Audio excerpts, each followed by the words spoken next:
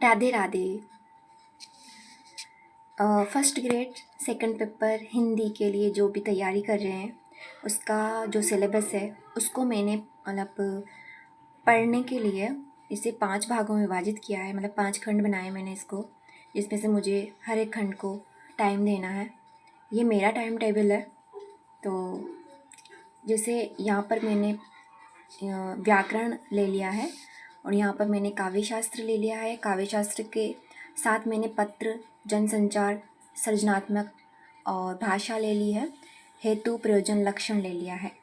और तीसरे खंड में मैंने वो जो सिद्धांत लगे हुए हैं वो ले लिए हैं। रस, साधारणीकरण, ध्वनि, वक्रोक्ति, उदात्त, अनुकरण, मनोविज्ञान। फिर हमारे पाठ में वो स्नाकोत्तर वाला पाठ है जो है ना, बिहारी, साकेत, कबीर, कविता क्या है, श्रीशूल का फन, पुरस्कार, यही सच है। ये तीसरे खंड में है। फिर ये साहित्य है जो कि बहुत ही ज़्यादा इससे क्वेश्चन आने वाले हैं हमारे सेकंड पेपर में हिंदी में। तो इस तरीके से आदिकाल, भक्तिकाल, रीतिकाल, फिर ये आधुनिक काल है और फिर ये गद्य की जो रचनाएं, नाटक, निबंध वगैरह जो भी है। फिर एक और खंड बनाया है मैंने, ये है हमारे जो विशेष कवि लगे हुए हैं। ये जो पार्ट है पूरा ही, इससे 15-20 क्वेश्चन तो हमें मिलेंगे ही। मान के चलिए आप, इनसे क्वेश्चन आएंगे ही आएंगे, क्योंकि ये और क्वेश्चन मुझे लगता है कि ऐसे आएंगे जैसे चंद्रप्रदायी, मतलब पृथ्वीराज रासो के बारे में सही नहीं है, और जैसे नरपति का है तो बिसल देव रासो के बारे में सही नहीं है। तो ऐसे क्वेश्चन मुझे लगता है कि आने वाले हैं। और तो इनको भी हमें टाइम देना है। तो मैंने इसको 5 भागों में विभाजित किया है। तो जैसे मुझे कैसे पढ़ना है, 1 घंटा मुझे व्याकरण पढ़नी है, 1 घंटा ये वाला पार्ट पढ़ना है मुझे, 1 घंटा ये वाला पार्ट, 4 घंटे ये वाला पार्ट, क्योंकि इसका जो वेटेज है वो बहुत ही ज़्यादा है।